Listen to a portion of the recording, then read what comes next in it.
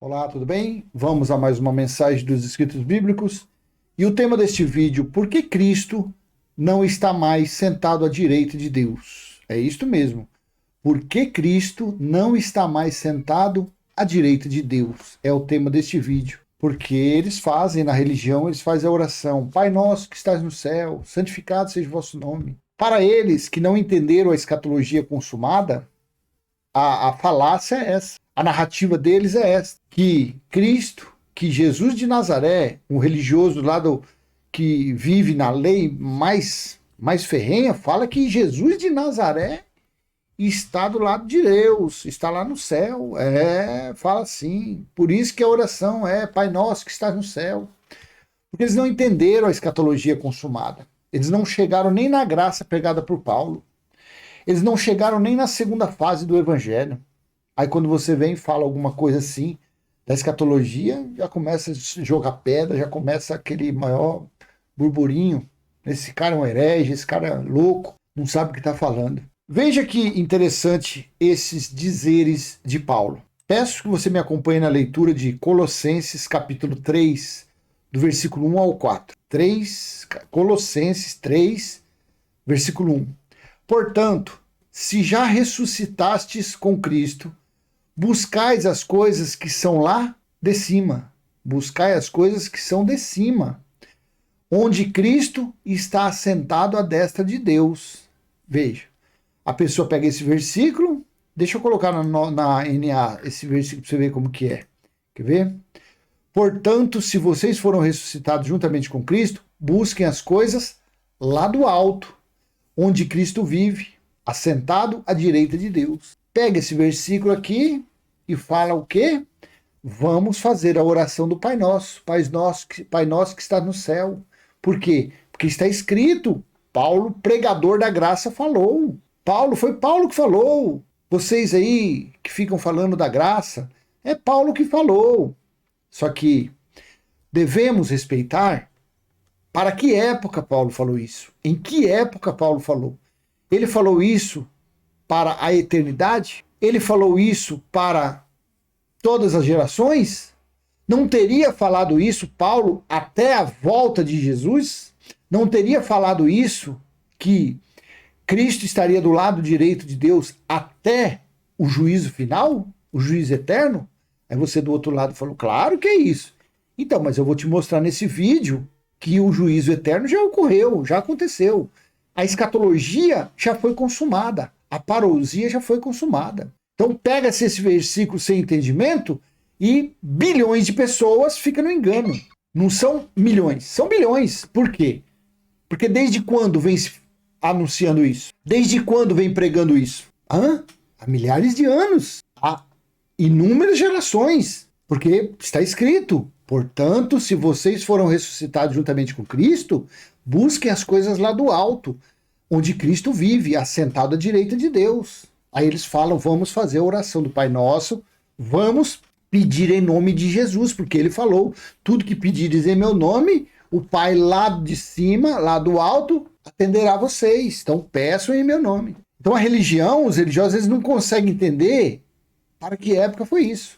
E ficam aí, há quase 2000 anos que aconteceu isso, que eu vou falar agora, e eles estão aí ainda vivendo desse versículo, vivendo nesta época, acreditando que esse versículo é para o nosso presente. Eles não conseguem entender que esse versículo foi para o presente de Paulo, no tempo de Paulo. Versículo 2: pensem nas coisas lá do alto, e não nas que são da terra. 3: porque vocês morreram e a vida de vocês está oculta juntamente com Cristo em Deus. 4: quando Cristo, que é a vida de vocês, se manifestar, então vocês também serão manifestados com ele em glória.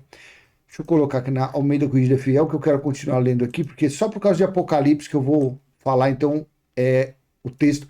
Esse texto aqui ele é o mais que se aproxima do Códice Sinaítico, mas eu não gosto de usar ele porque ele tem palavras um pouco mais de vez em quando complexas, então o meu intuito aqui é passar um entendimento claro, não com manobras.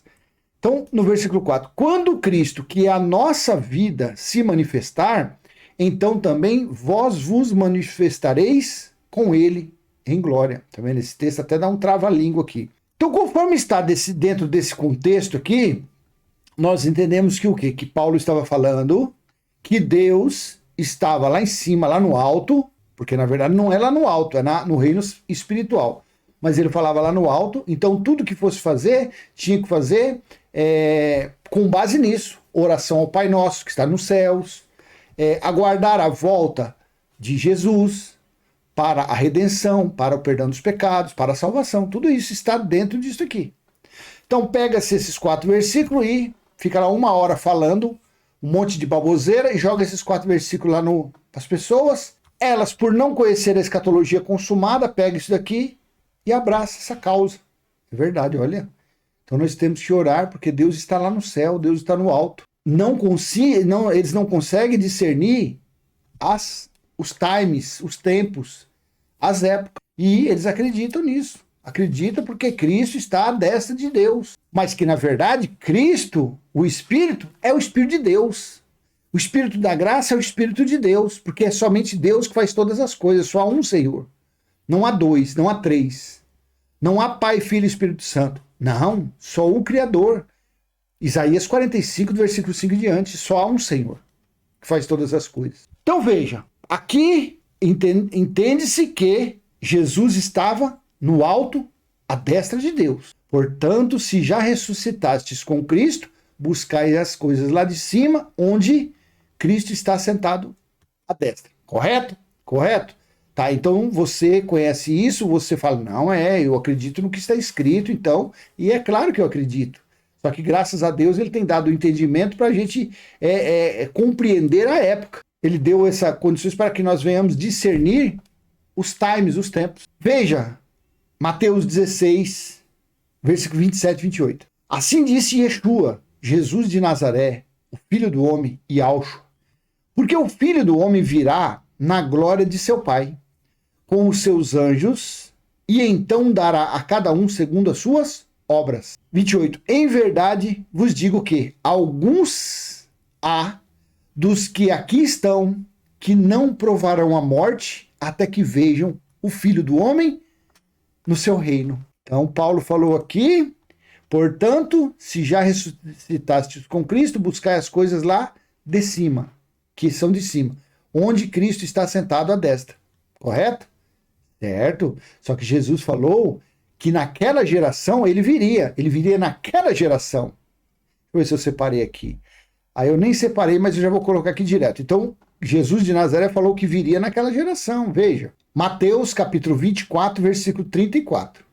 Em verdade vos digo que não passará esta geração sem que todas estas coisas aconteçam. Quando Paulo falou para buscar as coisas lá do alto, não tinha terminado a geração que Jesus falou. Jesus falou isso daqui no ano 33. Quando foi no ano 70 DC, ou seja, dali a 37 anos, Jesus voltou como juiz e julgou os israelitas dentro dos muros de Jerusalém. Quando Paulo disse isso aqui, Colossenses 3:1, portanto, se já ressuscitastes com Cristo, buscai as coisas que são de cima, onde Cristo está sentado à destra de Deus.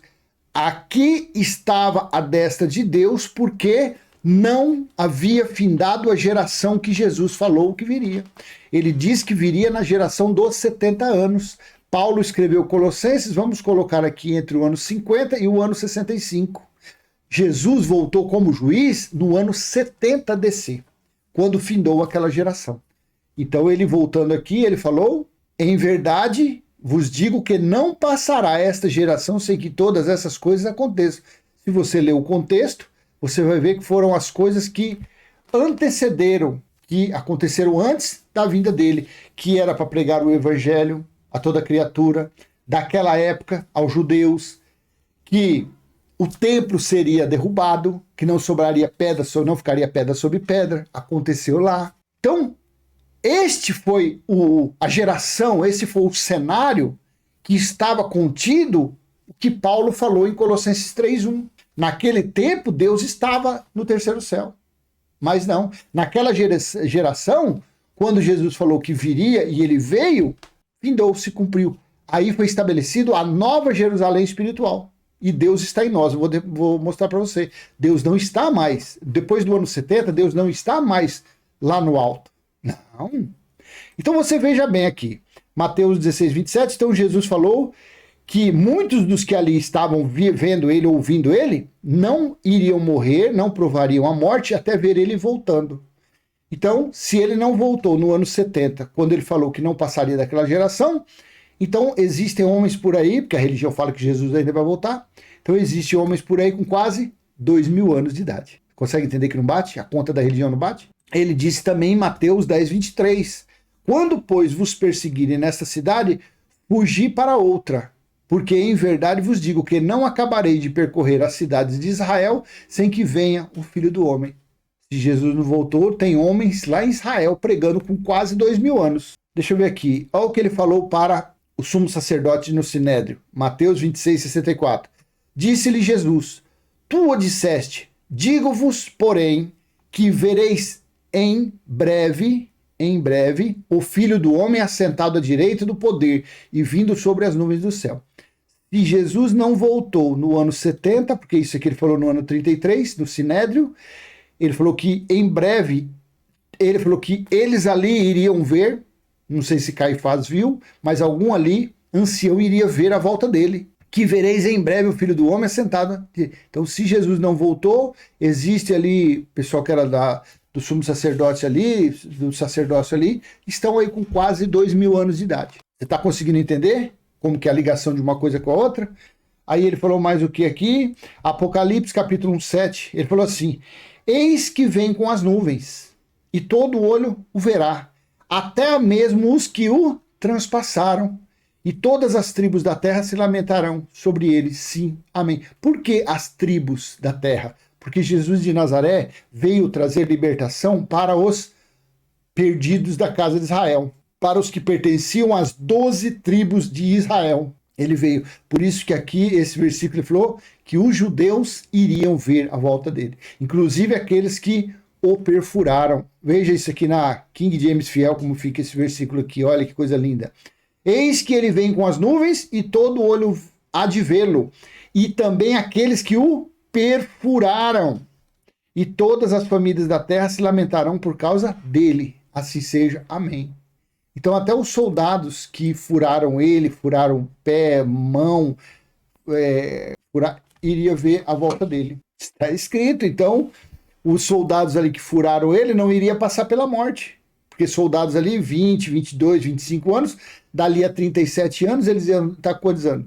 60 e alguma coisa? 70 anos? E eles iriam ver a volta dele. Mas a volta dele veio como? De forma de sinais, de trovões, de relâmpagos, de granizo. Aí ele falou mais o que? Aí no versículo 10, veja. Eu fui arrebatado no Espírito no dia do Senhor. O que significou o dia do Senhor? O juízo de Deus. Falado lá nos profetas. Que o dia do Senhor era o dia de trevas e não de luz. Um dia amargo, um dia de vingança. Então, João estava vivo na ilha de Patmos e foi arrebatado no Espírito. Foi tomado no Espírito no dia do Senhor. E ouvi de trás de mim uma grande voz como de trombeta. Apocalipse 18, 10, veja. Estando de longe pelo temor do seu tormento, dizendo, ai, ai daquela grande cidade da Babilônia, aquela forte cidade, pois em uma hora veio o teu juízo. Aonde era isso aqui? Jerusalém. Quando veio o juízo? Do ano 69 ao mês de agosto, a cidade foi cercada, foi sitiada pelo general Tito, soldados romanos, onde veio o juízo de Deus contra aquele povo. Apocalipse 19, 1 e 2. E depois dessas coisas, ouvi no céu uma grande voz de uma grande multidão que dizia, aleluia, a salvação e a glória e a honra e o poder pertence ao nosso Deus. Veja que foi presente de João, nos dias presentes dele, nada para o futuro. E depois dessas coisas, ouvi no céu uma grande voz de uma grande multidão, que dizia, aleluia, a salvação e a glória e a honra e o poder pertence ao nosso Deus. 2. Porque verdadeiros e justos são os seus juízos, pois julgou, não julgará, pois julgou a grande prostituta, a Babilônia, que havia corrompido a terra com a sua fornicação, e das mãos dela vingou o sangue do seu servo. E o xeque-mate para mostrar que Isso daqui, Paulo falou naquela época que não tinha acontecido o juízo ainda. Paulo falou isso entre o ano 50 e o ano 65. Naquele período, Paulo falou isso aqui. Portanto, já ressuscitastes com Cristo, buscais as coisas que são de cima, onde Cristo está sentado à destra de Deus. Então, aqui, nesta época, Jesus estava do lado de Deus. Uma metáfora ele falando aqui.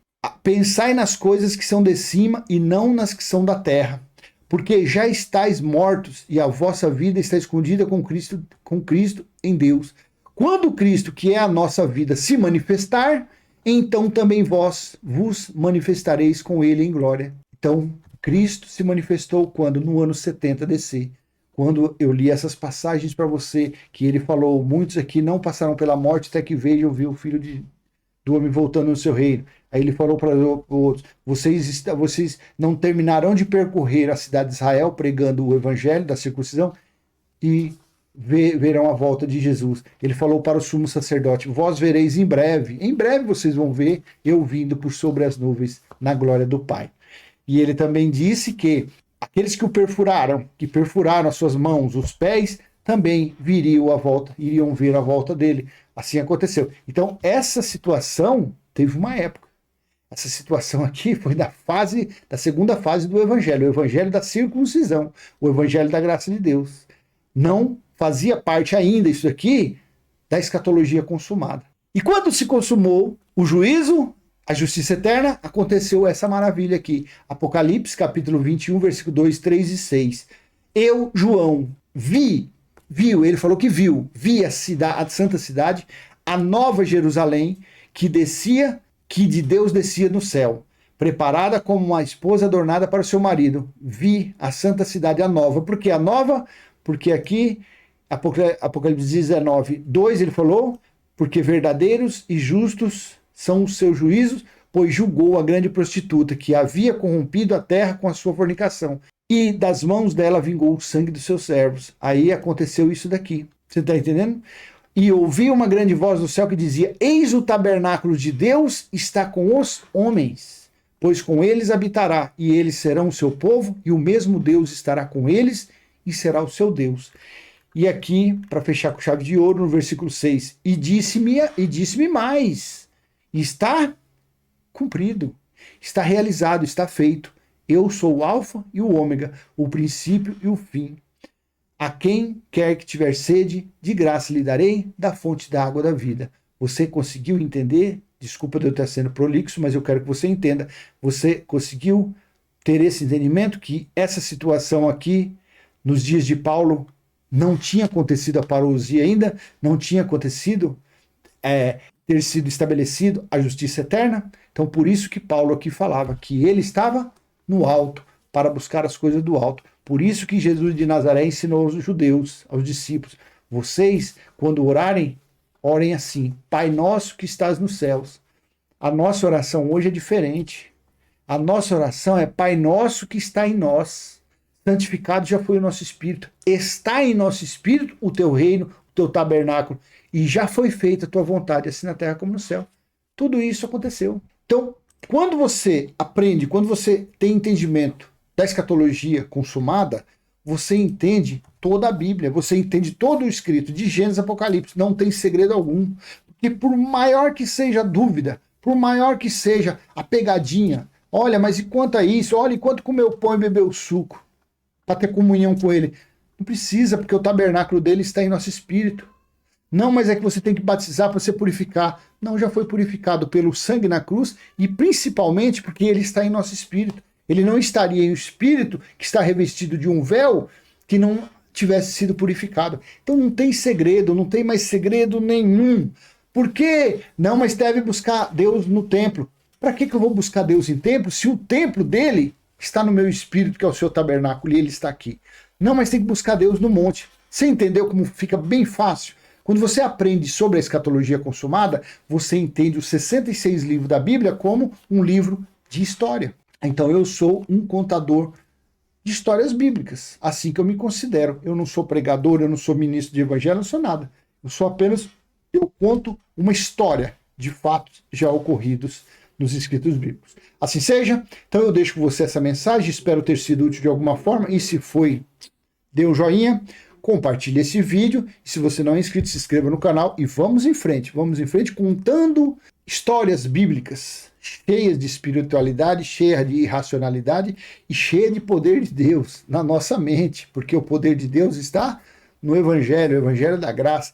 Se no Evangelho da Graça, que Deus estava no alto, já tinha poder, imagine hoje que o Evangelho eterno está em nosso espírito e que Ele, o Criador de todas as coisas, está em nosso espírito. Temer o quê? Duvidar do quê? Até a próxima, se assim Ele, o Criador, o Eterno, o Senhor, que é o Espírito, permitir. Tchau, tchau.